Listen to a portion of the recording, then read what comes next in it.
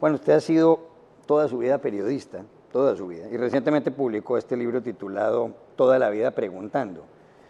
Usted es uno de los entrevistadores españoles más célebres. Aquí hay entrevistas con Neruda, con García Márquez, con Benedetti, con Humberto Eco. ¿Para qué sirve el periodismo hoy? Yo creo que el periodismo sirve para lo que sirvió siempre, ¿no? Hay otros usos, pero sirve para que la gente sepa lo que pasa. Pero no solo lo que pasa, sino lo que piensa, lo que inventa, lo que sugiere, lo que muestra su capacidad de inventiva, lo que sufre. El periodismo es el termómetro de la humanidad, es un oficio extraordinario. Y nosotros somos afortunados de estar en ese oficio invencible. Yo estoy desde niño en eso y no me arrepiento ni un segundo, aunque todo el tiempo quisiera dejarlo. ¿Por qué? Porque es un oficio que requiere una enorme atención al otro y un descuido de uno mismo. Entonces, todas las personas somos dos, y hay uno que es periodista y otro que no, dentro de nosotros mismos. Y el que no, quisiera tener tiempo, quisiera ser el que está respondiendo, quisiera ser el que está escribiendo los libros de los que el otro te habla, quisiera estar inventando la penicilina, quisiera ser el corredor que ha ganado la prueba, quisiera ser Messi y no el que lo ve y cuenta cómo lo hace. Un periodista, en realidad quiere ser aquel sobre el que reporta. Y aquel sobre el que reporta no es uno es el que reporta. Y eso debe llenarnos de enorme respeto por el otro. Fernando Savater tiene una frase que dice que el periodista ideal es el que hace notar sin hacerse notar.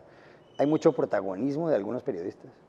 Yo creo que sí, yo creo que eso desnaturaliza el periodismo y eso ha sido incrementado por la presencia invasiva de las redes sociales a disposición de los periodistas. Yo he observado que periodistas reputados o no tan reputados, cuando reciben un elogio, lo retuitean. Yo digo, pero ¿qué dirá el imbécil este? ¿Qué querrá decir de sí mismo? Si él es, seguramente lo que ha contado son adjetivos. Y el adjetivo es la enfermedad infantil del periodismo. Cualquiera dice un adjetivo en un bar, en la grada de un campo de fútbol, al salir del teatro. Todo el mundo tiene adjetivos, los da.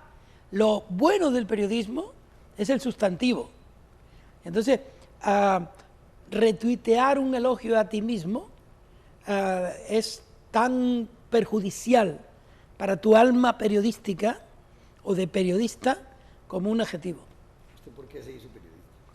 Porque mi madre me enseñó a leer con un recorte de periódico. Cuando yo tenía 8 años, en 1956, en casa no había ni libros ni periódicos.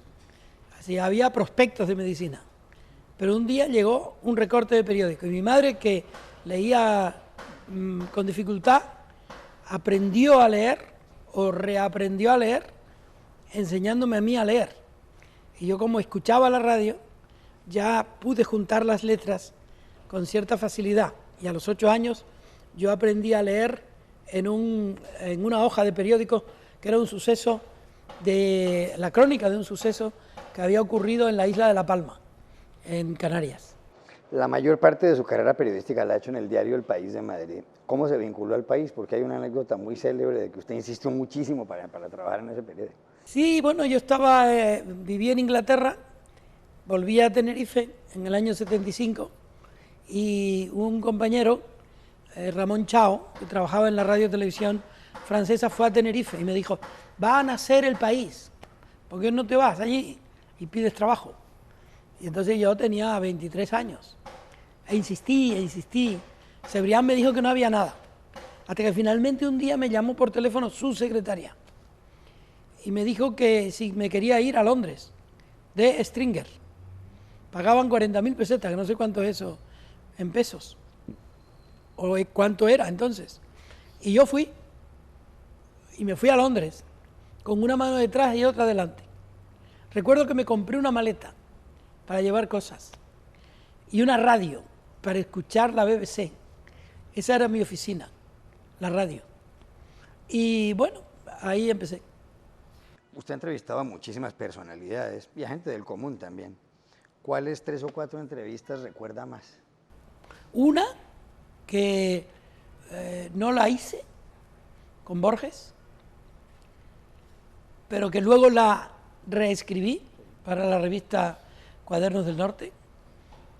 Otra con Onetti, que tampoco publiqué hasta muy tarde, porque se la hice para el periódico que hacíamos en Alfaguara cuando yo era director de Alfaguara y tú reporteabas allí las cosas que hacíamos. Y la primera que hice en serio, que fue con Julio Caro Baroja, que sí está en ese libro, que para la que mi madre me compró una ropa, incluida una corbata, porque ella juzgaba que aquel era un momento importante de mi vida. ¿Cuáles son los mayores males del periodismo y del periodismo español hoy en día? Los grandes defectos.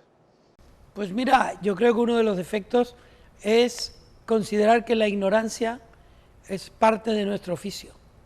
Nuestro oficio es el de la formación permanente, el estudio. Me dan mucha envidia, por ejemplo, historiadores como Tony Judd, que es capaz de contar la figura de Camus de una manera que recorre las distintas zonas que desembocan en esa mente, ¿no? O otros filósofos. Simon Schama, quien tú has tenido en el programa. Yo creo que los periodistas deberíamos tener la ambición de saber, no la ambición de decir que sabemos. Quiero cambiarle de asunto en estos últimos minutos de este segmento y hablar de España, de su país. España es un país de unos 45 millones de habitantes. En estos momentos hay un afán independentista muy fuerte de parte de Cataluña, que es una de las 17 comunidades autónomas que está en el noreste y cuya capital es Barcelona, y con una población de alrededor de 7 u 8 millones de habitantes. Eso por una parte, pero por otra hubo elecciones generales que llaman en España el pasado 20 de diciembre, es decir, las elecciones para escoger a las 350 personas que ocuparán igual número de escaños en el Congreso de los Diputados. Los diputados en España son quienes eligen al presidente del gobierno, al jefe del Poder Ejecutivo. El presidente hasta hoy, porque está en funciones, es Mariano Rajoy, el líder del PP, del Partido Popular, que es el Partido Conservador, pero el Partido Popular en esas elecciones no logró una mayoría absoluta como tenía hasta ese día 20 de diciembre. Logró 123 escaños de los 350.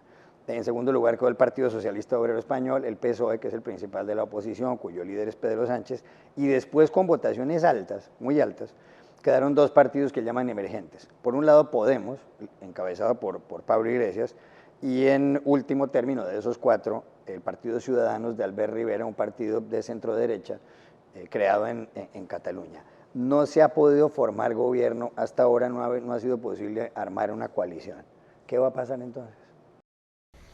Hombre, yo lo que creo que en España se han roto los límites del respeto político. Creo que ha ingresado una forma de periodismo gritón que ha sido asumido por alguno de esos actores políticos, lo cual hace que las bases de los otros partidos que pudieran, o del otro partido que podría coaligarse, estoy hablando de Podemos y del Partido Socialista, las bases y los dirigentes no están felices con esa posibilidad de alianza, y eso interrumpe un pacto de izquierdas, porque se hablan como se habla ahora en Twitter, ¿no? Se insulta, empezaron llamando casta a todos los que no estaban en su generación o en sus aledaños, y terminaron llamando dinosaurios a los que no. Entonces esa falta de respeto requeriría, primero que nada, un pacto de respeto. Vamos a respetarnos y después vamos a pactar. Porque si no nos respetamos, el pacto no servirá para nada, porque se romperá en cualquier momento.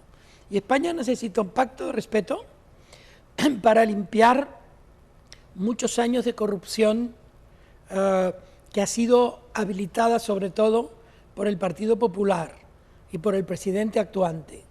Yo creo que Mariano Rajoy hubiera hecho bien desde el principio de este proceso final, después de las elecciones, en hacerse a un lado, porque un diálogo suyo con cualquiera de los que ahora él necesitaría requiere su ausencia. Debería permitirse un referendo independentista en Cataluña, aunque la Constitución lo prohíbe, pero lo sigue exigiendo un porcentaje importante de la población. Yo no lo llamaría referéndum independentista, yo llamaría referéndum, porque yo creo que es muy delicado ponerle adjetivos a eso, porque hay mucha gente que no es independentista.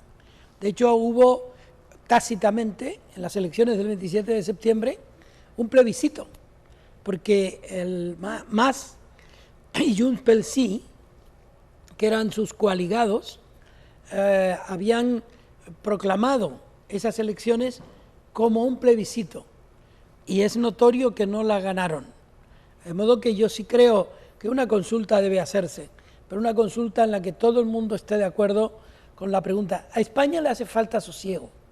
España vivió 40 años de dictadura, después de una guerra civil muy dura, que fue, digamos, inaugurada desde la falta de respeto. La falta de respeto que ahora se repite. Hay que leer el libro de Paul Preston, El Holocausto Español, donde explica lo que se decía antes de que se produjera la guerra civil. Debo decir, en honor a la historia, que quienes más hicieron por esa falta de respeto fueron las derechas, que luego fueron las que vencieron la guerra.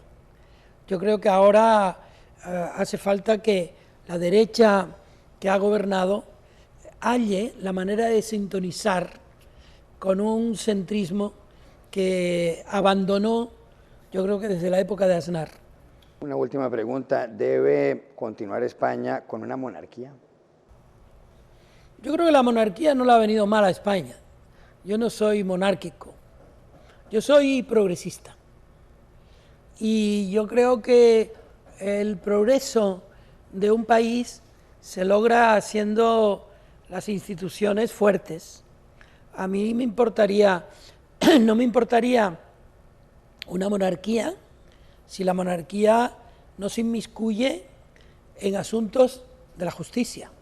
Y ahora la monarquía, en cierto modo, está ajusticiada en Palma de Mallorca, porque está la infanta Cristina juzgada. Yo creo que si la monarquía no impide que España sea un país democrático y que, por ejemplo, ponga en su sitio a la Iglesia, que ha tenido una actuación deplorable en el franquismo y después, porque ha sido muy retardataria y retrógrada, ha impedido que la gente fuera más feliz y se casaran utilizando la ley del matrimonio igualitario. Si la monarquía no interrumpe el curso democrático, a mí me da igual la monarquía. Yo prefiero la república. Pero ¿y si la república tiene reyes, por así decirlo, peores que los monarcas actuales? Uno nunca sabe en España.